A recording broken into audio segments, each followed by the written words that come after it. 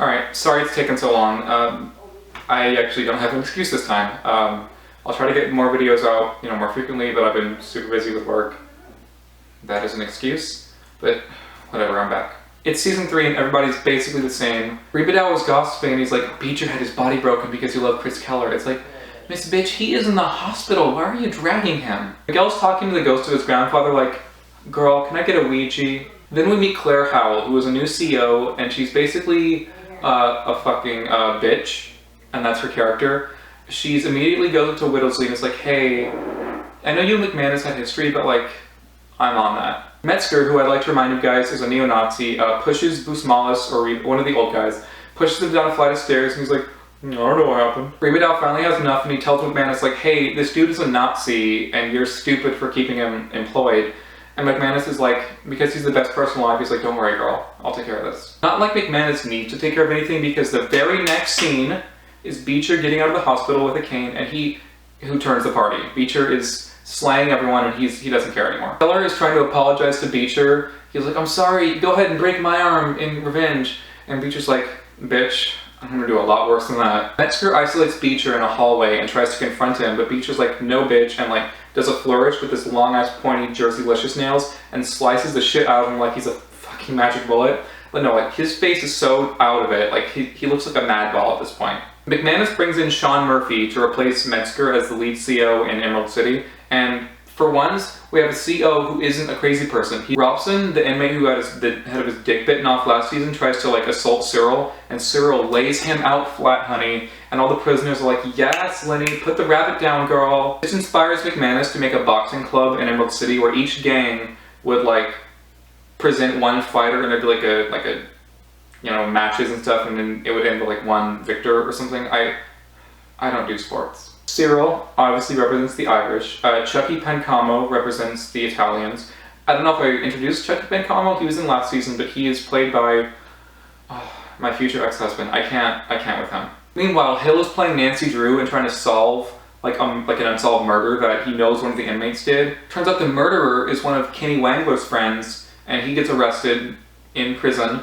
And Kenny Wangler's like, I'm gonna fucking kill Hill. And literally everyone is like, bitch, no you're not. The sister of Scott Ross, one of the Nazis from season 1, has fallen in love with Saeed and is like coming to visit him and stuff. By the way, there are so many Nazis in this show, it's like a fucking egalitarian message board or something. She's like, I've got 2 problems. A dead brother and a thirst for black dick, and tonight one of those is getting solved. Come to find out, McManus actually did put his snot rocket in Howell, and she's like rubbing it.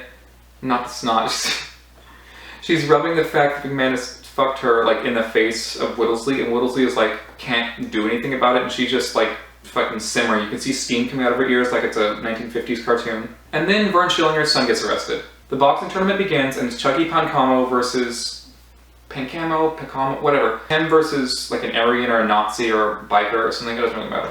He lays him out flat in like 1 second. Cyril has his first fight against Robson, who, again, had his dickhead bit off by Beecher. To ensure that his brother wins, O'Reilly puts like some sort of go-go juice in the water bottle of Robson, and like in the middle of the fight, Robson like gets all lightheaded. He's like, what's going on? This popper's bad. Meanwhile, Beecher's like, I gotta get back to Schillinger somehow. Not a moment later, his goddamn son gets transferred to Emerald City, and Beecher is like seeing like lights from heaven. He's like, oh my god, this is my moment. Beecher's plan is basically the cutest thing in the world. Their plan is to manipulate the son, whose name is Andrew. Their plan is to manipulate Andrew into being a better person.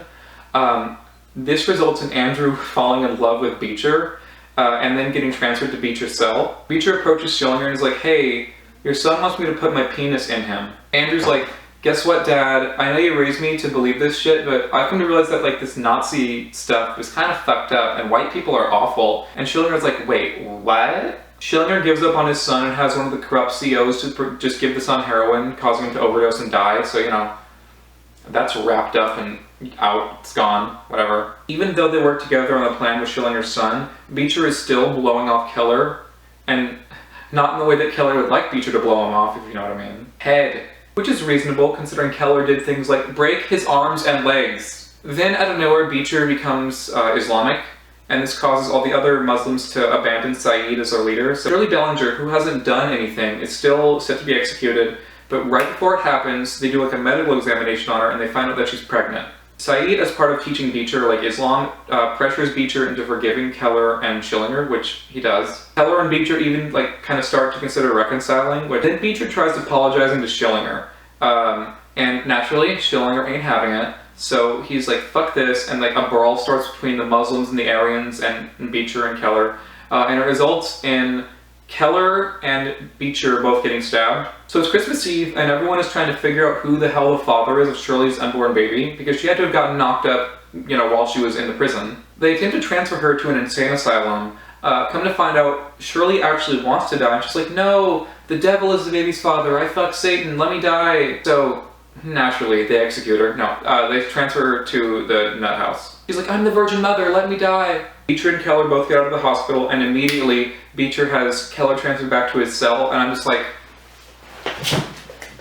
Whittlesey has finally had enough of Howell's bullshit, which includes things like framing McManus and claiming that he sexually harassed her, which just isn't true, so she just kicks the shit out of her. Moment of the season. The warden tries telling McManus that it's his fault, and McManus is like, I don't want to hear any of your holier-than-thou bullshit, which coming from McManus is comical. It's time for the final boxing match, and I've kind of skimmed over it, but basically Ryan has manipulated his brother into being one of the top 2 contenders. During the fight, Ryan intentionally pushes Cyril into like a rage, causing him to like beat the other boxer to death.